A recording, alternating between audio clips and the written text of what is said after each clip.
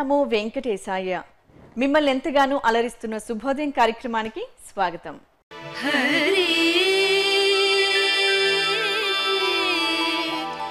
హరి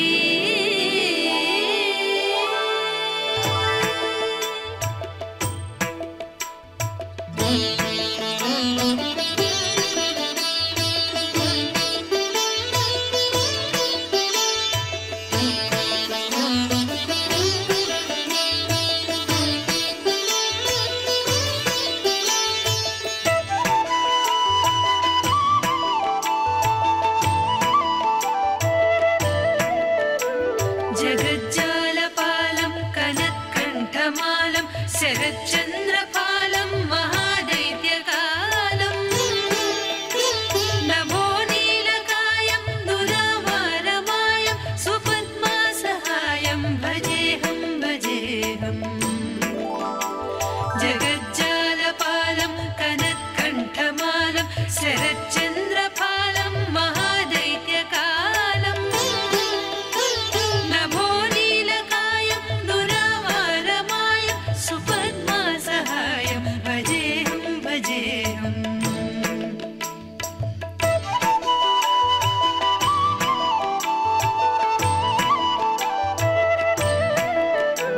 సదాంబోధివాసం గలత్పుష్పహాసం జగత్సన్నివాసం శతాదిత్యభాసం గదాచక్రశస్త్రం లసత్పీతవస్త్రం హసచ్చారువక్త్రం భజేహం భజేహం.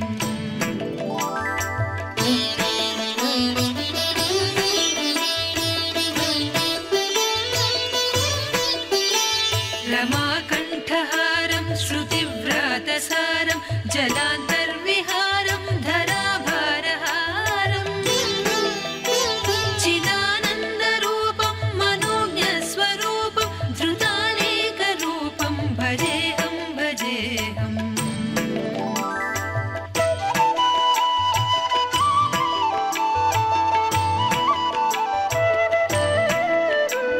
జరాజన్మహీనం పరానందపీనం సమాధానలీనం సదైవానవీనం జగజ్జన్మహేతుం సురానీకకేతుం త్రిలోకైకసేతుం భజేహం భజేహం.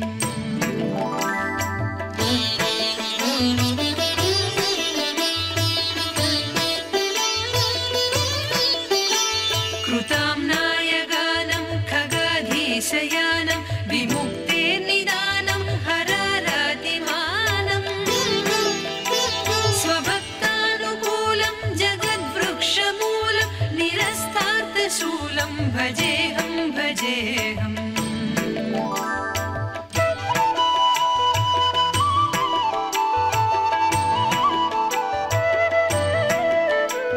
సమస్తామరేశం ద్విరేఫాభకేశం జగద్దింబరేశం హృదాకాశవేశం సదా దివ్యదేహం విముక్తాఖిలేహం సువైకుంఠగేహం భజేహం భజేహం.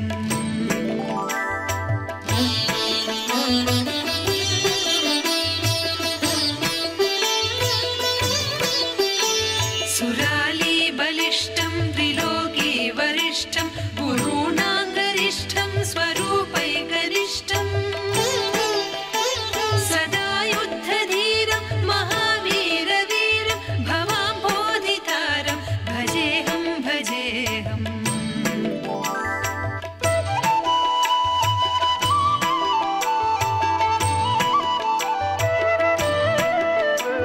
రమావామభాగం తలాలగ్ననాగం కృతాధీనయాగం గతారాగరాగం మునీంద్రైః సుగీతం సురైః సంపరీతం గుణౌఘైరతీతం భజేహం భజేహం. ఇదం యస్తు నిత్యం సమాధాయ చిత్తం పఠేదష్టకం కష్టహారం మురారేః స విష్ణోర్విశోకం ధ్రువం యాతి లోకం జరాజన్మశోకం विन्दते नो इति श्रीपरमहंसस्वामी ब्रह्मानन्दविरचितं हरिस्तोत्रम्। మన నిత్య జీవన విధానంలో ఏ విధంగా నడుచుకోవాలో ఎంతో మంది ఋషులు మనకు తెలియజేశారు. వాటిలో కొన్నింటిని ఈరోజు ఋషివాక్యం ద్వారా తెలుసుకుందాం. శ్రీ వెంకటేశాయ శ్రీనివాసాయ గోవిందాయ నమో నమః. నమో మహద్భ్యో ఋషిభ్యో గురుభ్యో నమః. శ్రీ చంద్రశేఖరేంద్ర సరస్వతీ మహాస్వామినే నమో నమః. ఒక వైష్ణవ సంప్రదాయాన్ని పాటించేటువంటి ఒక పెద్ద ఆయన ఉండేవారు. ఆయన సంప్రదాయబద్ధంగా జీవిస్తూ నిరంతరం విష్ణువర్చన చేసుకుంటూ ఉండేవారు. ఆయన మనవరాలకి పెళ్లి సంబంధం కుదిరింది, కానీ ఆర్థికంగా పుష్టి లేదు. ఆ సమయంలో ఏ విధంగా ఈ కష్టం నుంచి గట్టెక్కుతాను, పెళ్లి నిర్విఘ్నంగా ఎలా చేస్తాను ఆందోళనతో ఉన్నాడు. అప్పుడు ఆయన మిత్రుడు ఒక సలహా ఇచ్చాడు. కంచి స్వామివారు శ్రీ శ్రీ శ్రీ చంద్రశేఖరేంద్ర సరస్వతి స్వామివారి వద్దకు వెళ్ళు, ఆయన ఆశీర్వచనాలు తీసుకో అని చెప్తే కొంచెం ఆయనకి మనసు ఒప్పలేదు. కారణం ఏంటంటే ఆయనేమో స్మార్త సంప్రదాయానికి శంకర సంప్రదాయానికి చెందినటువంటి వాడు, నేనేమో వైష్ణవ సంప్రదాయం వాడిని, ఆయన ఆదరిస్తారా లేదో ఒక సందేహం. తను సహజంగా ఆ సంప్రదాయం మీద గౌరవం లేదు కానీ వెళ్ళడానికి ఇష్టం లేకపోయింది. కానీ అవసరం ఎట్టకేలకు బయలుదేరదీసింది. దూరం నుంచి చూసి నమస్కారం చేసుకున్నారు. అప్పుడు పరిచారకులను పిలిచి ఆయన రమ్మనండి అని పిలిచారు. ఆయన వచ్చి తన సమస్యను చెప్పిన వెంటనే ఎంతోసేపు ఆయన విశేషంగా వైష్ణవ సంప్రదాయం గురించి చర్చ చేశారు. అందులో అష్టాక్షరి మహిమ, పాంచరాత్రం, వీటి విషయములన్నీ చాలా శ్రద్ధగా వినడమే కాకుండా తాను కూడా కొన్ని విషయాలు చెప్పారు. అంతా ఆయన తర్వాత ఆయన లోపలికి పంపించిన వ్యక్తి ఒక పళ్ళెం నిండా మంచి వస్తువులు, ఒక వైష్ణవ సంప్రదాయ ప్రకారంగా ఉండే జరీ అంచు పంచ, నామంతో కలిగిన తిరుమాంగళ్యం, 2000 రూపాయలు ఇవి పట్టుకుని తీసుకొస్తే ఆ పళ్ళాన్ని తీసుకోమని ఆ వృద్ధునితో తెలియజేశారు. ఆయన ఆశ్చర్యపోయాడు. వెంటనే సాష్టాంగ నమస్కారం చేశాడు. నారాయణ నారాయణ అన్నారు స్వామివారు. ఇక్కడ అంటే నారాయణ స్మరణ చేసుకుంటూ వైష్ణవ సంప్రదాయంపై కూడా ఎంతో గౌరవం కలిగి అందులో విశేషాలను కూడా గ్రహించుతూ అష్టాక్షరి మహిమను కూడా తెలియజేశారు స్వామివారు. ఇది ఉత్తమమైనటువంటి ఆధ్యాత్మికవాదికి ఉండేటువంటి లక్షణం. అన్ని సంప్రదాయాలని గౌరవించడము, అన్ని మతాలపై ఒక సహృదయం కలిగి ఉండడం అనేటువంటిది ఉత్తముల యొక్క లక్షణం. అందుకే ఆయన యొక్క భక్తుల్లో ముస్లిములు, క్రైస్తవులు మొదలైన వారు కూడా ఉన్నారు. అన్ని సంప్రదాయాల వారు, శైవ వైష్ణవ సర్వ సంప్రదాయముల వారికి కూడా స్వామివారంటే గొప్ప గౌరవం. ఎందుకంటే నిజమైనటువంటి జగద్గురువు వలె అందరిపై ఒకానొక ప్రేమకాంతిని ప్రసరిస్తూ ఉండేవారు. ప్రతి సంప్రదాయము గొప్పదే, ప్రతి మతము గొప్పదే. కనుక వారి పరిధుల్లో వాళ్ళు ఉన్నప్పుడు చాలు. అంతేగాని ఒక మతం వచ్చి మరొక మతాన్ని మార్చడాన్ని మాత్రాన్ని సహించేవారు కాదు, కానీ ప్రతి మతాన్ని గౌరవించేవారు. అందుకే వైష్ణవ సంప్రదాయాన్ని కూడాను ఆయన మర్యాదగా చూశారు. పైగా ఆదిశంకరులు అంటే చాలామందిలో ఒక భ్రాంతి ఉన్నది, ఆయన శైవ సంప్రదాయం అని. శంకర శబ్దం వినగానే కొందరు అనుకుంటూ ఉంటారు.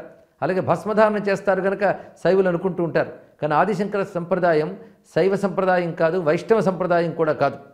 అది వైదిక సంప్రదాయం. వేదాన్ని అనుసరించి భస్మధారణ చేయడం అనేది ఉన్నది. ఇక్కడ వేదములో ఎందు యజ్ఞం ఉంది, యజ్ఞప్రసాదం భస్మమే. అందుకు వైదిక సంప్రదాయం కనుక భస్మధారణ ఉంది. అందుకే శంకర సంప్రదాయంలో భస్మధారణ చేసిన విష్ణు భక్తులు ఉన్నారు, భస్మధారణ చేసిన శివభక్తులు ఉన్నారు. అలాగే శక్తి భక్తులు, సూర్యభక్తులు, గణపతి భక్తులు అందరూ ఉన్నారు. వేదం చెప్పిన అన్ని విధాల ఉపాసనా సంప్రదాయాలని కూడాను శంకరులు ఆమోదించారు. ఇవన్నీ చిత్తశుద్ధికి హేతువు, భగవద్ అనుగ్రహానికి హేతువులు. వీటి ద్వారా క్రమంగా మనకి జ్ఞాన వైరాగ్యాలు కలిగి మోక్షం లభిస్తుంది అని శంకర సిద్ధాంతం. ఆ సిద్ధాంతాన్ని మరొక శంకర భగవత్పాలు వారా అన్నట్లుగా భూమిపై నడయాడినటువంటి మహాస్వామి వారు మనకు చూపించారు ఇక్కడ. అందుకే వైష్ణవ సంప్రదాయాన్ని ఎంత గౌరవించారని దీన్ని బట్టి తెలుస్తున్నది. ఒకసారి ఆయన ఒక ఊరిలో అనుగ్రహ భాషణం చేసేటప్పుడు అనేక వేల మంది ఉన్నారు అందులో. మరో రోజు ఆయన దగ్గరికి ఒక అతను వచ్చి ఆశీర్వచనాల కోసం వచ్చినప్పుడు వెంటనే అతని ముఖాన్ని చూసి, నిన్న నువ్వు అనుగ్రహ భాషణకు వచ్చిన సభలో ఉన్నావు, అప్పుడు నువ్వు త్రిచూర్ను ఊర్ధ్వపుండ్రములు పెట్టావు, ఇవాళ ఏమిటి అది తీసేసి ఊది పెట్టుకొచ్చావు అని అడిగారు. అన్ని వేల మందిలో ఒకడి ముఖం ఎలా ఉందో కూడా ఆయన ఎలా పోల్చుకున్నాడని ఆశ్చర్యపడిన. అప్పుడు ఒక మాట అన్నాడు, నిన్నటి వరకు నేను వైష్ణవ సంప్రదాయంలో ఉన్నాను, కానీ నిన్న మీ ప్రవచనం తర్వాత అద్వైతం గొప్పతనం తెలుసుకొని నేను వెంటనే భస్మధారణ చేస్తున్నాను అని చెప్పారు. అప్పుడు ఒక మాట అన్నారు, నీ సంప్రదాయాన్ని నేను వదలకూడదు, దాన్ని పాటించుతూనే ఉండాలి. నువ్వు అద్వైత ఒక జ్ఞానం, దాన్ని గ్రహించినప్పటికీ కూడా నీ సంప్రదాయాన్ని వదలరాదు అని చెప్పారు. వెంటనే అతను మళ్ళీ ఊర్ధ్వపుండ్రం పెట్టుకున్నాడు. ఇలాగ ప్రతి సంప్రదాయాన్ని గౌరవిస్తూ ఎవరి సంప్రదాయంలో వాళ్ళు వర్ధిల్లాలి అని చెప్పినటువంటి మహాత్ములు. అటువంటి వారి సందేశం ఇప్పుడు హిందువులందరూ కూడా గ్రహించవలసినదే. వారి ధర్మాన్ని వారు పాటిస్తూనే ఇతర ధర్మాలను గౌరవించాలి. అందుకని ఇతర ధర్మాలను అవమానించరాదు అనేది బాగా తెలుసుకోవాలి. ఒక ధర్మంలో ఉన్నవాడికి ఆ ధర్మం యొక్క లోతులు తెలుస్తాయి. అలాగే ఇతర ధర్మముల గురించి తెలియవు అంతగా. అందుకే తన ధర్మం తాను పాటించాలే తప్ప ఇతర ధర్మాలను అవమానించరాదు. ఎందుకంటే ఆ ఇతర ధర్మాన్ని పాటించేవాడికి దాని గొప్పతనం దానికి తెలుస్తుంది. ఈ ఒక్క సూత్రం నేడు మనం అమలుపరుచుకోగలిగితే మతపరమైన అదేవిధంగా సంప్రదాయపరమైనటువంటి ఘర్షణలు లేకుండా ఒక సామరస్య సౌమనస్య వాతావరణంతో సమాజం ఉంటుంది. ఇలాగా ఈ సూత్రం ఒక సెక్యులర్ సూత్రం అని మనం గమనించవచ్చు. అంటే ఒక లౌకికమైన సూత్రాన్ని అందించారు ఇక్కడ జగద్గురువుల వారు. దీన్ని బట్టి ఒక అద్భుతమైన సయోధ్య, ఒక ఆత్మీయమైన వాతావరణం సమాజంలో తీసుకురావచ్చని స్పష్టమవుతుంది. ఇటువంటి సందేశం ద్వారా మొత్తం భారతీయ సమాజానికి ఒక సమైక్యతను బోధించినటువంటి ఆ మహానుభావుని పాదపద్మాలకు నమస్కరిస్తూ స్వస్తి. పరమ పవిత్రమైన నిజ జ్యేష్ఠ మాసం వైభవాన్ని కొంత తెలుసుకుందాం.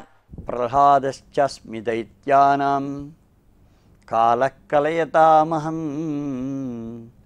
మృగాణాంచ మృగేంద్రోహం వైనతేయశ్చ పక్షిణాం.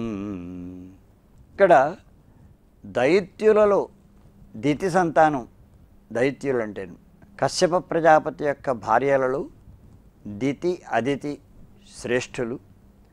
ఆ అదితి సంతానం ఆదిత్యులైనారు, దేవతలైనారు. దితి సంతానం దైత్యులు అంటే రాక్షసులైనారు. ఈ రక్షోగణాలలో కూడా శ్రీ మహావిష్ణువు యొక్క విభూతి ఉన్నది అనేటువంటిది ఆసక్తికరమైనటువంటి విషయం, చాలా గొప్ప విషయం కూడా. రాక్షసుల్లో కూడా మంచివాళ్ళు చాలామంది పుట్టారు. ఆ విధంగా రాక్షసుల్లో దైత్యులలో పుట్టినటువంటి ఒక మహానుభావుడు ప్రహ్లాదుడు. జన్మన ప్రభృతి, పుట్టిన దగ్గర నుంచి కూడా ప్రహ్లాదుడు లాంటి విష్ణు భక్తుడు మరొకడిని మనం చూడలేమన్నమాట. అంత మహానుభావుడు ఆయన. అందుకని ప్రహ్లాదశ్చాస్మి దైత్యానాం అని చెప్పారు. దైత్యులలో దితి సంతానమైనటువంటి రాక్షసులలో నేను ప్రహ్లాదుణ్ణి అని చెప్పారన్నమాట. అలాగే కాల కలయతామహం, కలనం అంటే లెక్కించడం అన్నమాట. అదేవిధంగా కలనం అంటే చూడటం కూడా. మనం చేసేటువంటి ప్రతి పనికి కూడా ఒక ప్రత్యక్ష సాక్షి, పంచభూతాదులన్నీ కూడా మనకి సాక్షులుగా వ్యవహరిస్తూ ఉంటారు అని చెప్పేసి అన్ని ధర్మశాస్త్రం చెప్తున్నది. పంచభూతముల కంటే కూడా మనతో పాటుగా నడుస్తూ, మనకంటే ముందు నడుస్తూ మనని హెచ్చరించేటువంటిది కాలం. కాలం కూడా ఒక మహత్తరమైన సాక్ష్యం అన్నమాట. మనం చేసే ప్రతి పనికి కూడా ఎవరు చూడటం లేదని మనం అనుకుంటాం, కానీ కాలం చూస్తూనే ఉంటుంది. ఆ కాలం చూసి మనం పొరపాట్లు చేసి తప్పులు చేయడం వల్ల అది కాల సర్పం అవుతుంది. కనుక కాలదష్టులం కాకూడదు మనం. కాల సర్పం అంటే మనం చెప్పుకున్నాం ముందుకు సాగిపోతూ ఉండేటువంటిది. మన కోసం కాలం ఆగదు. ఆగకుండా మనం కనుక తప్పుడు పనులు చేస్తూ ఉంటే కాలయాపనం చేస్తున్నాం అని అర్థం అన్నమాట. దానివల్ల ఉత్తమమైనటువంటి పనులను సాధించాలి అనుకునేటువంటి కోరిక మనసులో ఉన్నప్పటికీ కూడా మన యొక్క అలసత్వం వల్ల మనం నిర్లక్ష్యం చేస్తే కాలం మన కోసం ఆగదు. కాబట్టి మనం చివరికి కాల ప్రవాహంలో కలిసిపోవాల్సినటువంటి రోజు వచ్చేస్తుంది. అదే కాలం మనని శిక్షించడం అంటే. కనుక మనం జాగరూకులమై వ్యవహరించాలి. గృహీత ఇవ కేశేషు మృత్యునా ధర్మమాచరేత్ అని సుభాషితాలు చెప్తున్నాయి. అంటే కేశాగ్రభాగంలో మృత్యు ఆశ్రయించి ఉన్నది, మనని కబళించేస్తుంది అనేటువంటి భీతిని మనం ప్రతినిత్యం పెట్టుకుని మన ధర్మాల్ని మనం ఆచరించాలట. అది శాస్త్రం మనకు ఉపదేశించేటువంటి విషయం. అందుకని కాల కలయతామహం, చూసేటువంటి వారిలో కాలమును నేనే. అదేవిధంగా లెక్కించేటువంటి వారిలో, అంటే మనం అనేక రకాలైనటువంటి లెక్కలు పెట్టుకుంటూ ఉంటాం. సంపద ఎంత ఉన్నది అని లెక్కించుకుంటూ ఉంటాం, ధనం ఎంత ఉందో లెక్కించుకుంటూ ఉంటాం, సంతానం ఎంతో లెక్కించుకుంటూ ఉంటాం, మనకి వచ్చేటువంటి పదవులు అవన్నీ ఎన్నో వాటిని లెక్కించుకుంటూ ఉంటాం. ప్రపంచంలో అన్నిటినీ మనం లెక్కిస్తాం, కానీ మనతో పాటు తోడుగా నడిచేటువంటి ఒక విషయాన్ని మాత్రం లెక్క పెట్టట్లేదు మనం. అదే కాలం. ముందు కాలాన్ని కనుక మనం లెక్కించినట్లయితే మిగిలిన విషయాలను మనం లెక్కబెట్టక్కర్లేదు అసలు. అవన్నీ కాలంతో పాటు కలిసి వస్తాయి మనకి. కాలం కలిసి రావడం అంటే అది. కాబట్టి కాల కలయతామహం, లెక్కించేటువంటి విషయాలలో కాలమును నేనే అని చెప్పారు. సాక్షాత్తు కాలం శ్రీ మహావిష్ణు స్వరూపం అంటే అర్థం ఇది. అలాగే మృగాణాంచ మృగేంద్రోహం, అనేక రకాలైనటువంటి జంతువులు ఉన్నాయి. మానవుడు కూడా జంతువే అని చెప్తున్నారు. జంతువునాం నరజన్మ దుర్లభం అని. మానవుడు కూడా జంతువు అయినప్పటికీ కూడా మృగేంద్రత్వం మాత్రం ఎవరికి అంటే సింహానికే ఉన్నది, కానీ ఇంకెవరికీ లేదు. కనుక సమస్త జంతు సముదాయంలో కూడా మృగములన్నిటిలో మృగరాజు సింహము. ఆ సింహపు ఠీవే వేరు. కనుక మామూలుగా కూడా సర్వశ్రేష్టమైనటువంటి వ్యక్తిని మనం పురుష సింహుడు అని చెప్తూ ఉంటాం. కారణం ఏంటంటే మృగాలకు రాజు అయినటువంటి సింహం ఎంత ఠీవిగా ఉంటుందో ఈయన కూడా అంత ఠీవిగా తాను తన యొక్క పరాక్రమాన్ని ప్రదర్శిస్తాడు. కనుక అదేవిధంగా వైనతేయశ్చ పక్షిణాం, పక్షములు అంటే రెక్కలు, రెక్కలు కలిగినటువంటివి పక్షులు. ఆ పక్షులలో అత్యున్నతమైనటువంటి స్థానంలో ఆకాశంలో ఎగరగలిగినటువంటిది మనకు గృధ్రజాతి. ఆ గృధ్రజాతిలో వాటిని మనం తెలుగులో గ్రద్దలు అంటూ ఉంటాం. ఆ జాతిలో సర్వప్రథముడు, సర్వశ్రేష్ఠుడు, సర్వశక్తి సంపన్నుడు, విష్ణురథమని అందరి చేత కీర్తింపబడినటువంటి వాడు విష్ణువాహనమైనటువంటి గరుత్మంతుడు. ఆ గరుత్మంతుడిని నేనే అని చెప్పారు. ఈ విధంగా ఈ విభూతుల్ని మనం స్మరించుకుంటూ ఈ జ్యేష్ఠమాసంలో కనుక విష్ణు స్మరణం చేసుకున్నట్లయితే అది మనకు సర్వ విధములైనటువంటి కామితములను కూడా తీర్చేటువంటి కల్పవృక్షం అవుతుంది. ఈరోజు తిథి వార నక్షత్రాల విషయాలను తెలుసుకుందాం.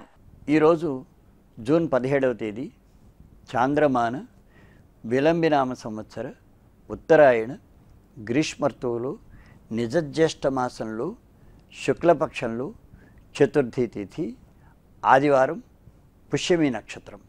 తిథి చతుర్థి కనుక గణేశ సమర్చనం చేసుకోవచ్చు, నాగ సమర్చనం కూడా చేసుకోవచ్చు.